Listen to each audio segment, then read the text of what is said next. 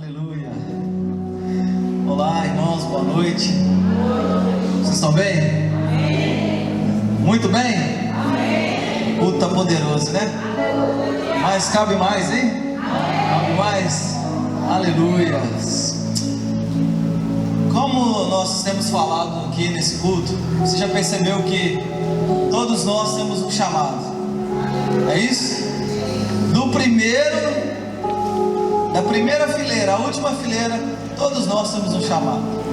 Todos nós temos um chamado. Porque o chamado, na verdade, ele não é seu. O chamado não é meu. O chamado é de Deus.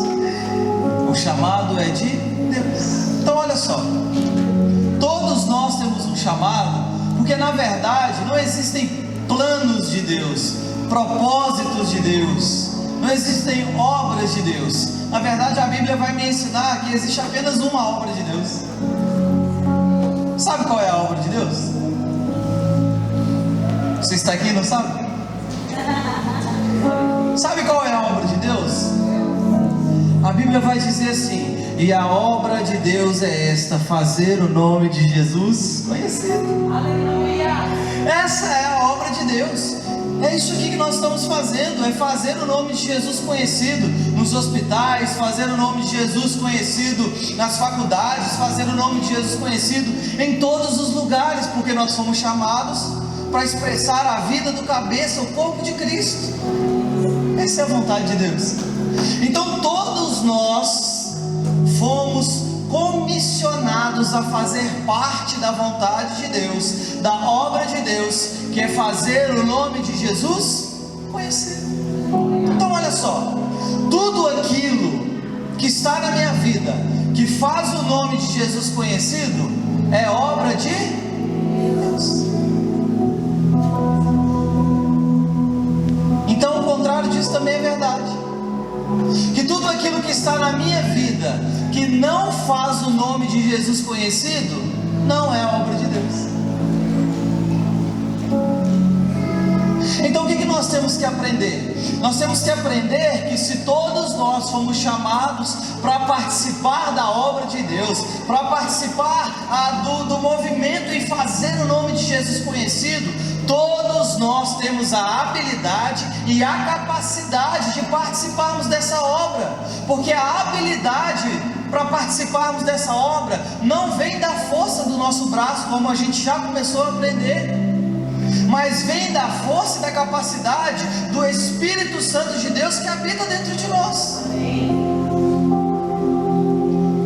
Mas existem ainda algumas pessoas que não conseguem viver a vontade de Deus. Ainda existem algumas pessoas que não conseguiram desenvolver o papel que Deus comissionou para que elas vivam aqui na terra.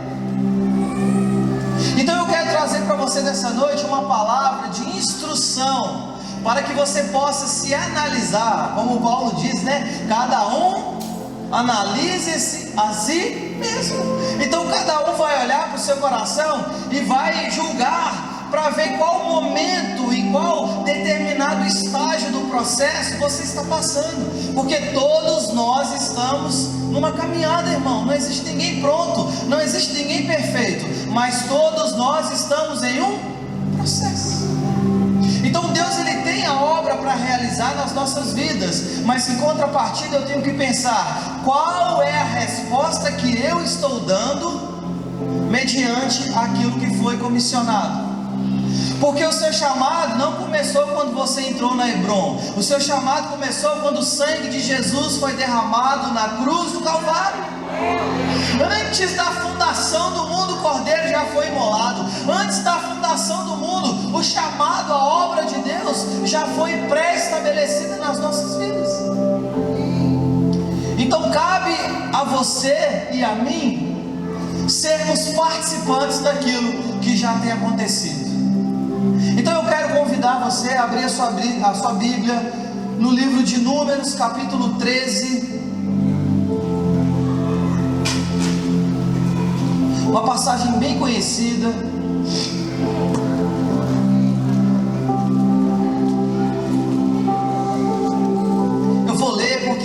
nós vamos ler muita Bíblia hoje. Você ama a Bíblia? Amém. Levanta a Bíblia aí e fala assim: eu amo a Bíblia.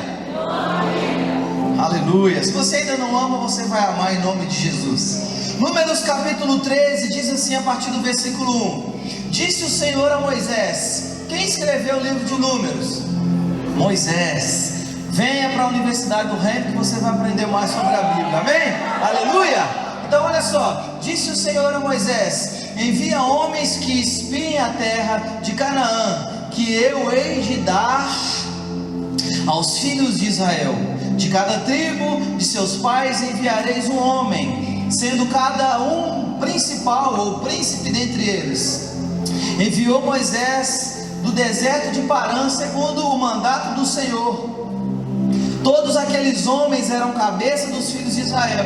São estes os seus nomes. Aí agora nós temos a genealogia, aquela parte que você sempre pula na Bíblia, mas hoje nós vamos ler. Versículo 5: da tribo de Simeão, Zafate, filho de Ori. Da tribo de Judá, Caleb, filho de Jefoné. Da tribo de Issacar, Gigeal, filho de José. Da tribo de Efraim, Oséias, filho de Num. Da tribo de Benjamim, Palti, filho de Rafu. Da tribo de Zebulon, Gadiel, filho de Soti. Da tribo de José, pela tribo de Manassés, Gadi, filho de Suzi. Da tribo de Dan, Amiel, filho de Gemali. Da tribo de Azer, Zetur, filho de Micael. Da tribo de Naphtali, Nabi, filho de Voziti. Da tribo de Gade, Jeuel, filho de São esses os nomes dos homens que Moisés enviou a espiar a terra. E a Oséias, filho de Num, Moisés chamou de Moisés. Enviou, pois, Moisés a espiar a terra de Canaã e disse: subir ao Neguebe e penetrai nas montanhas, vede a terra, que tal é o povo que nela habita, se é forte ou se é fraco, se poucos ou muitos, e qual é a terra em que habita, se é boa ou se é má.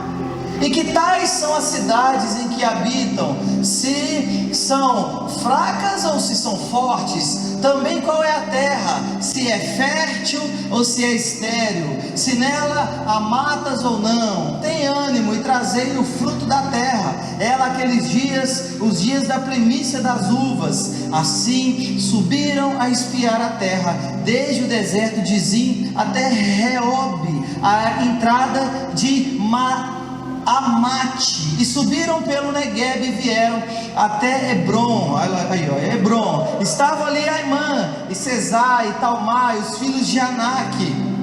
Versículo 23: depois vieram até o vale de Escol, e dali cortaram um ramo da vide com um cacho de uvas, o qual trouxeram 2 homens numa vara, como também romãs e figos. Esse lugar se chamou Vale de Escol, por causa do cacho que ali cortaram os filhos de Israel. Versículo 25: ao cabo de 40 dias, voltaram de espiar a terra. Caminharam e vieram a Moisés e a Arão e a toda a congregação dos filhos de Israel no deserto de Parã, a Cádiz. Deram-lhes conta a eles toda a congregação e mostraram-lhes o fruto da terra. 27: relataram a Moisés dizendo: fomos à terra que nos enviaste, verdadeiramente mana leite e mel. Esse é o fruto dela. O povo, porém, que habita nessa terra é poderoso, e a cidade muito grandes e fortificadas. Também vimos ali os filhos de Anak. Os amalequitas habitam na terra do Neguebe, os heteus, os jebuseus e os amorreus habitam na montanha. Os cananeus habitam ao pé do mar, pela ribeira do Jordão. Então Caleb fez calar o povo diante de Moisés e disse: eia, subamos e possuamos a terra, porque certamente prevaleceremos contra ela. Porém os homens que com ele tinham subido disseram: não podemos subir contra aquele povo, porque é mais forte que nós. E diante dos filhos de Israel infamaram a terra e que haviam espiado, dizendo: a terra pelo meio da qual passamos a espiar, a terra devora os seus moradores, e todo o povo que vimos nela são homens de grande estatura. Também vimos ali gigantes, e éramos aos nossos próprios olhos como gafanhotos, e assim também o éramos aos seus olhos.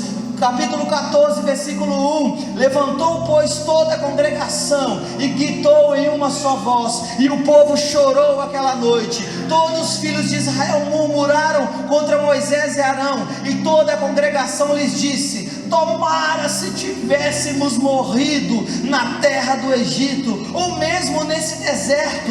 E por que nos traz o Senhor a esta terra? Para cairmos pela espada, e para que as nossas mulheres e as nossas crianças sejam por presa? Não nos teria sido melhor voltarmos para o Egito? E diziam uns aos outros: levantaremos um capitão e voltaremos para o Egito. Olha só, aqui nós temos um episódio muito conhecido.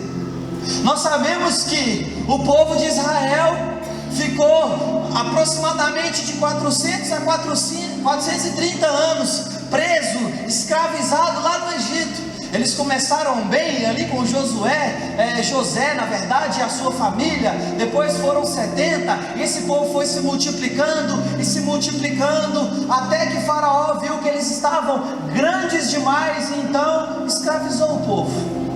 Aí eles ficaram aproximadamente 400 a 430 anos escravizados. Aí o povo começa a clamar por um libertador. Precisamos de um libertador. Deus levanta um libertador: Moisés vai juntamente com Arão, e Deus ele vai, através de suas ferramentas, libertar o povo. O povo vai passar pelo deserto, o povo vai passar pelo Mar Vermelho, o povo vai ver as obras de Deus, o povo vai ver as maravilhas de Deus. Mas quando chega ali, de frente à terra prometida, nós temos esse episódio. Qual episódio? O episódio onde nós acabamos de ler aqui em Números capítulo 13, já que a gente agora já sabe que foi o Moisés que escreveu o livro de Números. Ele está dizendo assim: disse o Senhor a Moisés. Então vamos pensar aqui, irmão. Se Moisés escreveu o livro de Números, e ele está dizendo assim: disse o Senhor a Moisés, o que Moisés está dizendo? O Senhor ele me disse, o Senhor ele me falou. É isso que Moisés está dizendo. Olha, Moisés está dizendo: o Senhor me falou. Então a ordem veio direto de Deus, segundo Moisés, no capítulo 13 de Números. Aí o que eles vão fazer? Eles vão mandar espias para poder fazer uma verificação na terra. Eles mandaram homens para ver se a terra era boa.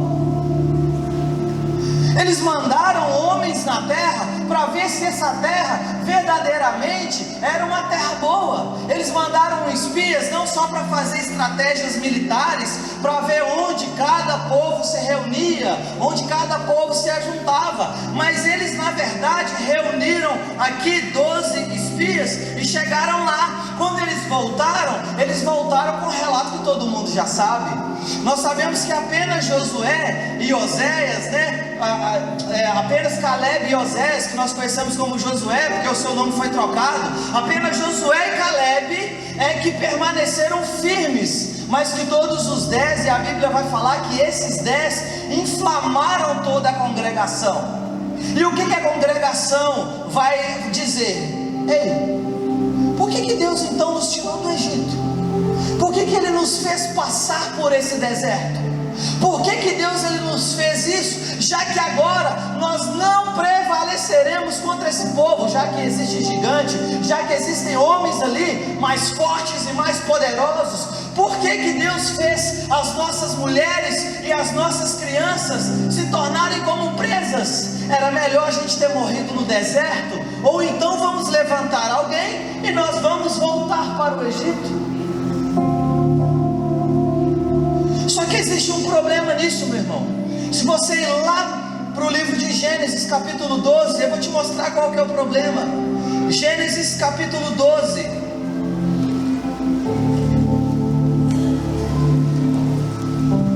Gênesis capítulo 12, versículo 7. Gênesis capítulo 12, versículo 7. Olha o que diz: e apareceu o Senhor irmãos, de Abraão a Moisés, nós estamos falando aí de aproximadamente 400 anos. Então essa profecia aqui foi 400 anos antes de Moisés. Olha o que Deus está dizendo: apareceu o Senhor a Abraão, o nome nem tinha sido trocado. Ele disse: darei à tua descendência esta terra. Ali edificou Abraão um altar ao Senhor que lhe aparecera. Então olha só, qual terra que Deus disse que daria à descendência de Abraão? A terra que nós chamamos de terra prometida. Olha só, 400 anos antes de Moisés, Deus já havia prometido a terra para o povo. Já tinha falado para Abraão: olha, presta atenção, Abraão, eu vou dar essa terra que você está pisando aqui hoje à sua descendência. Então quando o povo se depara na entrada da terra prometida, o que eles fazem? Eles vão verificar se aquilo que Deus prometeu no passado, se aquilo que Deus disse, que a terra de fato era boa, que a terra manava leite e mel, eles chegam e eles vão verificar se aquilo que Deus falou é verdade ou não. E quando eles vão verificar se é verdade ou não, nós sabemos o que aconteceu. A Bíblia vai dizer que eles ficaram aproximadamente 40 dias espiando a terra. Aí sabe o que acontece? O povo demorou 2 anos para sair do Egito e chegar na entrada da terra prometida. Irmãos, estamos falando de 2 anos. Mas o que Deus faz? Já que vocês não confiaram na minha palavra, já que vocês não obedeceram naquilo que eu já disse, então vocês não vão herdar a terra que eu já tinha prometido para vocês. E aqueles 40 dias que eles ficaram espiando a terra, agora se tornam o quê? Cada dia se torna um ano. E com os 2 anos que eles já tinham passado no deserto, foram acrescentados 38 anos. E o povo fica 40 anos literalmente dando volta na terra prometida. E por que isso acontece? Porque aquela geração que não acreditou na palavra de Deus, porque aquela geração que não confiou na palavra de Deus, eles tiveram que padecer para que uma outra geração se levantasse e possuísse aquilo que na verdade Deus já tinha prometido e entregado à geração passada. Tudo isso simplesmente porque não confiaram na palavra de Deus. Isso me remete lá em Gênesis, quando a serpente chega à mulher e fala: ei, foi assim que Deus disse? E ela vai dizer o quê? Ah não, na verdade ele disse isso e isso. Ou seja, não posso nem comer e nem tocar. Muda o que Deus diz, não confia naquilo que Deus diz. E nós temos aí a queda em Gênesis, porque todas as vezes que nós desacreditamos na palavra de Deus, principalmente sobre as nossas vidas, nós vivemos consequência à altura daquilo que nós acreditamos. Irmão, Deus, Ele não ia dar a terra aos filhos. Ele já tinha entregado a terra aos descendentes de Abraão 400 anos antes. Então o povo chega, se depara, não acredita, e eles deixam de tomar posse daquilo que estava liberado, simplesmente porque eles não acreditaram na palavra de Deus. Deus, Ele trouxe uma palavra ao meu coração hoje, e eu quero dizer sobre a palavra que Deus liberou sobre a sua vida. Existem pessoas que estão esperando uma palavra de Deus ser liberada sobre a sua vida. Irmão, ouça com todo o amor, com todo o carinho. Se Deus está falando pouco com você, é porque a sua Bíblia está muito fechada. A palavra que Deus tem para liberar sobre a nossa vida já foi declarada. A palavra que Deus tem para nós já foi estabelecida, já foi declarada. Só que muitas vezes nós nos deparamos com uma situação e a gente retrocede e desconfia do caráter de Deus. A gente retrocede e a gente começa então a analisar a situação. A gente começa a bolar um plano e nós agora temos que perceber: Deus, Ele tem uma palavra sobre a minha vida, eu creio nisso. Deus tem uma palavra sobre as nossas vidas, nós cremos nisso. Mas aí quando a situação não acontece como nós planejamos, não acontece como a gente desenhou, a gente então começa a, pela nossa própria força, desenhar um plano, arquitetar um plano para que a vontade de Deus se cumpra na nossa vida. Glória a Deus.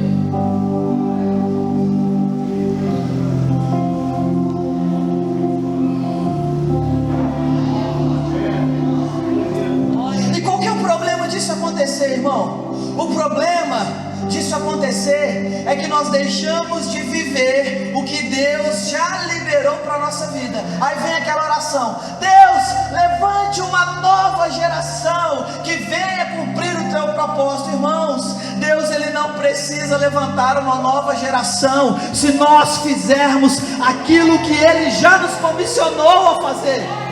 Não precisa. Nós somos a geração que Ele quer utilizar hoje. Ele não fala com os ausentes, Ele não usa os impossibilitados, não, Ele usa os disponíveis.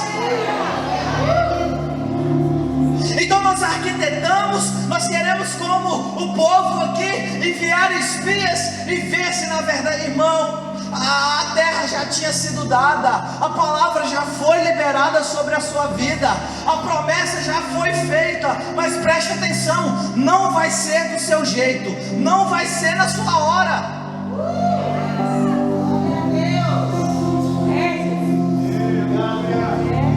Por que você acha que a Bíblia fala para você descansar em Deus? É porque não é fácil descansar em Deus. Não é fácil. É fácil descansar em Deus? É fácil você descansar em Deus? O que é descansar em Deus? Descansar em Deus é você dormir e acordar sabendo que tudo aquilo que aconteceu não foi pela sua capacidade. E se não acontecer na hora que eu acredito, vai acontecer, porque a palavra de Deus, ela vai e ela não volta vazia, porque ela atinge o propósito pelo qual ela foi designado.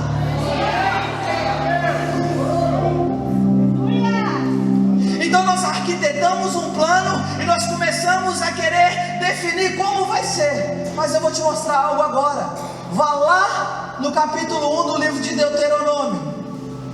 Deuteronômio, também escrito por Moisés.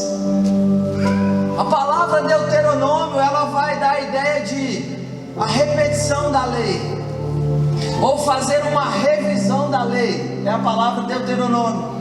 Então lá no capítulo 1 do livro de Deuteronômio, a partir do versículo 19, diz assim: então partimos do Horebe e caminhamos por todo aquele grande e terrível deserto que vistes, pelo caminho da região montanhosa dos amorreus, como o Senhor nosso Deus nos ordenara, e chegamos a Cades Barneia. Aqui Moisés está relatando todo o trajeto até chegar às portas da terra prometida. Versículo 20: então eu vos disse, tendes chegado à região montanhosa dos amorreus que o Senhor nos deu. 21: eis que o Senhor teu Deus te colocou essa terra diante de ti, sobe e possua, como te falou o Senhor, Deus dos teus pais. Não tema e não te assustes. Versículo 22, olha só, versículo 22: então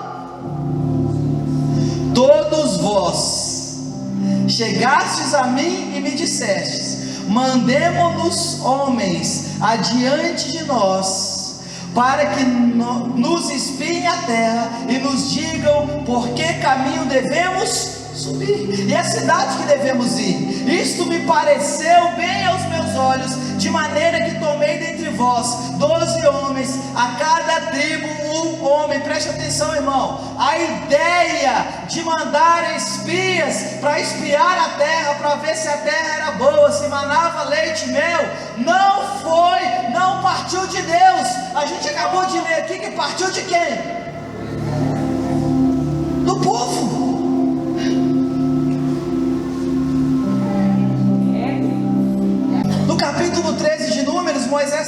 dizendo assim: Deus me falou. Mas no capítulo 1 de Deuteronômio ele está falando assim: não foi Deus que me falou.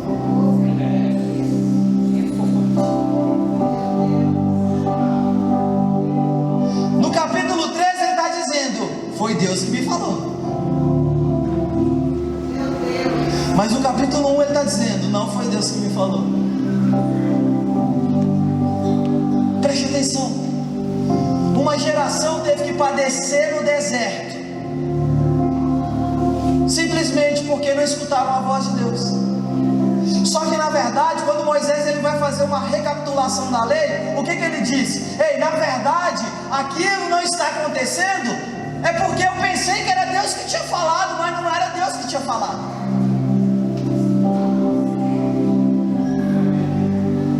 Irmão, eu acredito no processo de Deus na nossa vida, mas eu também acredito que tem muitas coisas que nós vivemos achando que foi Deus que falou, mas não foi Deus. E aí a gente pensa que é Deus, mas não acontece, e a gente começa então a fazer planos mirabolantes para que aquilo aconteça na nossa vida. Só que não acontece e eu faço outro plano. Não acontece e eu faço outro plano. Não acontece e eu faço outro plano. O problema é que quando não acontece, eu não vou culpar a mim mesmo. A primeira coisa que nós vamos culpar, a primeira pessoa, o primeiro ser. Para quem que nós vamos mandar essa? A culpa é de quem? Por que Deus me tirou de lá? Por que Deus, Ele me fez andar no deserto? Era melhor ter ficado no Egito, era melhor ter morrido no processo. Por que nós chegamos até aqui?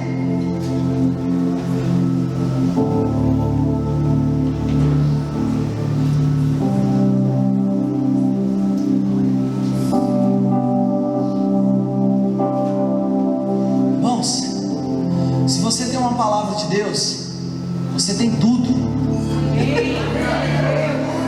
Se você tem uma palavra de Deus, morra segurando essa palavra, morra segurando essa palavra, morra segurando essa convicção, morra segurando essa palavra, porque ela vai se cumprir, ela vai acontecer, aleluia. Deus, Ele tem uma palavra, eu sei o que Ele me falou. Não interessa a situação que eu passo, não interessa o que as pessoas falam, não interessa nada. Eu sei o que Deus disse a meu respeito.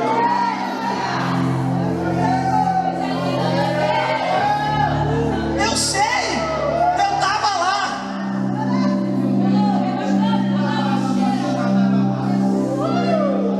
Mas se você não tem uma palavra de Deus,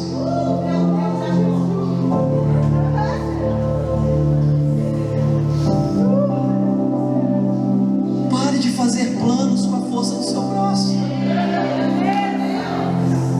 Pare de querer forçar as coisas, porque à medida que você eleva a sua expectativa, a sua frustração também vai ser elevada, porque você não foi chamado para viver os seus planos, os seus projetos. Não, nós fomos chamados para viver a vontade de Deus, nós fomos chamados para viver os planos de Deus. Disse: é eu que sei os pensamentos que tenho a vosso respeito, pensamentos de paz e não de mal, para lhes dar o fim que desejais.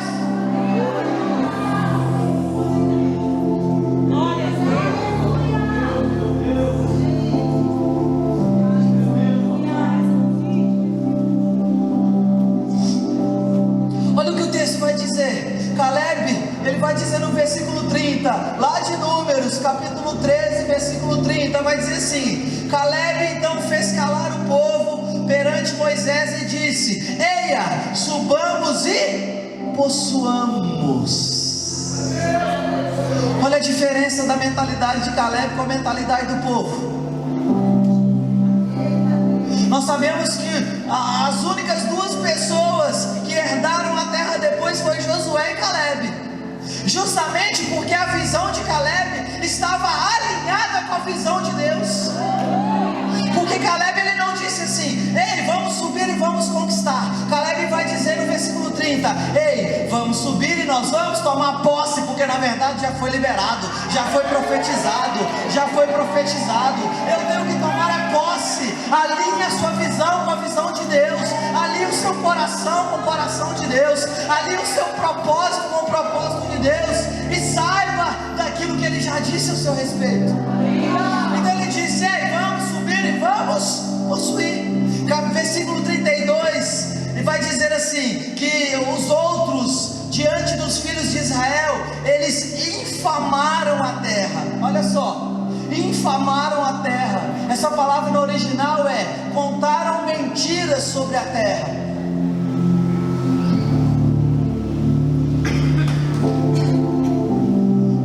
Você não tem a sua visão alinhada com o coração de Deus, meu irmão, e você não consegue alcançar com a força do seu braço, a primeira atitude que você vai ter é de difamar aquilo que você não conseguiu conquistar.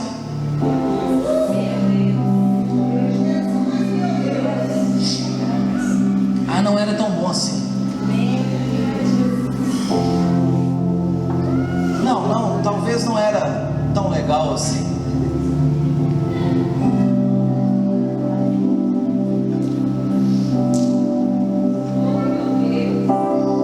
Deus ele não muda, a palavra dele é a mesma, quem muda é o homem. Nosso Deus ele não muda. A Bíblia vai dizer que Jesus Cristo é a expressão exata de Deus, e ele é o mesmo ontem, hoje e será eternamente. Não há sombra de variação, de mudança, não há. O nosso Deus ele não muda. Então preste atenção, se ele disse algo a seu respeito, vai acontecer, não porque você é bom, não por causa da força do seu braço, e não é por isso, é porque Jesus, ele já fez por você e por mim, é porque nós confiamos naquilo que ele fez na cruz do Calvário, aleluia. Mas preste atenção, existem coisas que não aconteceram na sua vida simplesmente porque não é a vontade de Deus. Então para de querer chutar a porta com o seu braço, para de querer abrir com o seu braço, porque aquilo que você constrói com o seu braço, você tem que manter com o seu braço.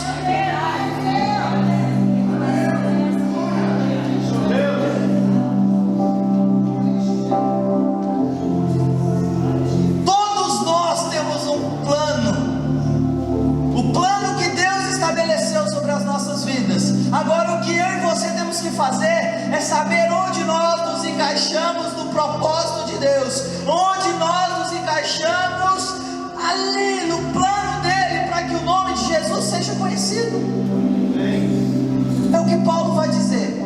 Todos nós, cada um na sua função, nós desempenhamos um papel de corpo, cada um com a sua funcionalidade.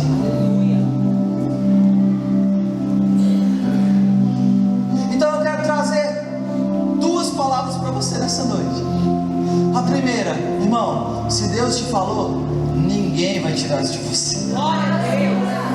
Estou falando por experiência própria. Se Deus te falou, não importa o que as pessoas falam, não importa, não importa, não importa, não importa. Você vai caminhar e vai acontecer. Fica tranquilo, descansa no Senhor. Para de tentar fazer do seu jeito, para de tentar abrir a possibilidade. Vamos aqui mandar espias, não, irmão, só entrar e possuir a terra que já foi prometida.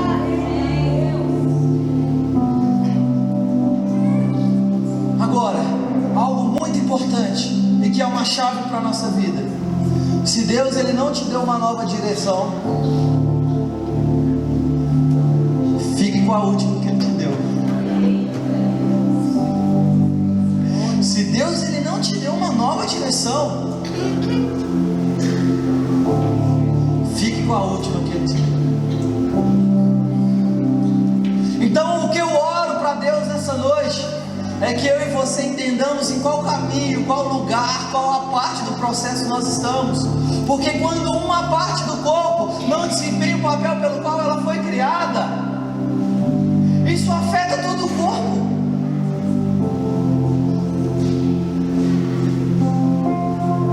E é com muito temor que eu trago essa palavra, porque eu sei que isso não é para uma pessoa, isso é para todos nós.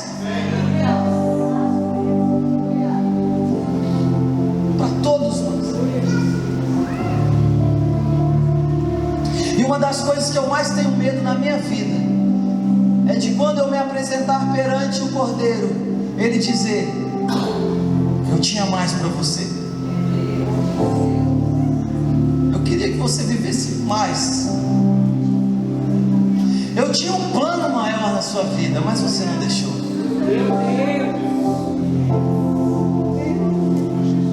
Eu tinha algo a mais. Eu queria que você tivesse visitado os enfermos. Eu queria que você tivesse curado os doentes. Eu queria que você tivesse dado esmola para aquela pessoa no sinal. Eu queria que você tivesse visitado aqueles velhinhos no asilo, mesmo que todas as semanas eles não lembrassem nem do seu nome. Eu queria que você tivesse ido lá.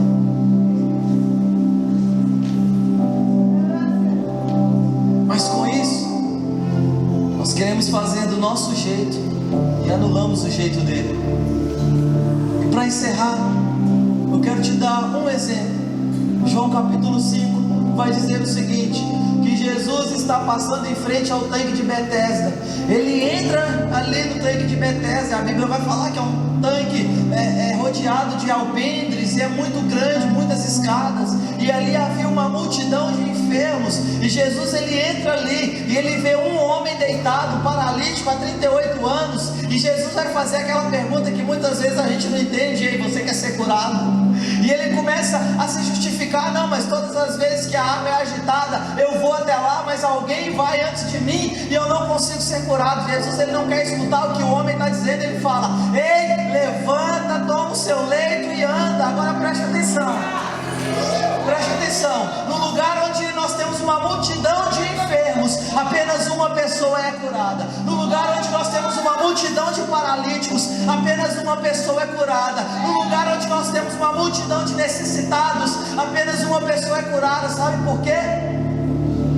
Porque está todo mundo olhando para o tanque e ninguém olhou para Jesus. Apenas uma pessoa olhou para Jesus e essa pessoa foi curada. Apenas uma pessoa olhou para Jesus e ela teve a sua vida transformada. Pare de olhar para o tanque, pare de querer fazer do seu jeito, pare de querer arquitetar como vai acontecer. Olhe para o nosso Senhor, olhe para o nosso Salvador, o autor e consumador da nossa fé. É Ele quem vai fazer, é Ele. A Bíblia diz que é dele o querer e o efetuar nas nossas vidas. É dele.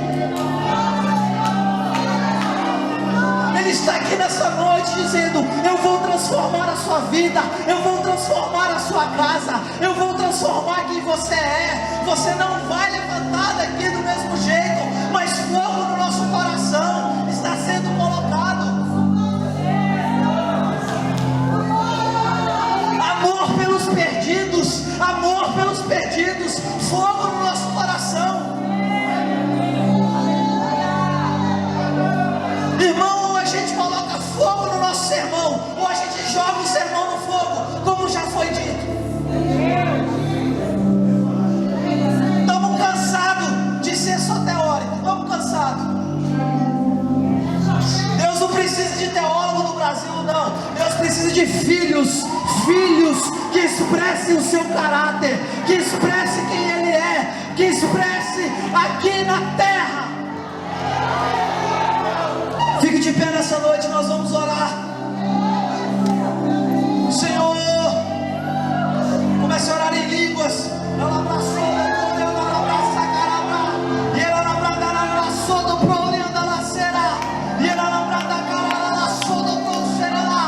Fogo no nosso coração, fogo pelos perdidos, paixão por Ti, Senhor.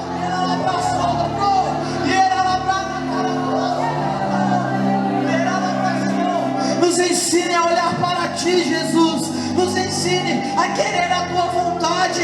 Alinhe o nosso coração com o Teu coração. Alinhe o nosso propósito com o Teu propósito. Alinhe os nossos caminhos com o Teu caminho, Senhor.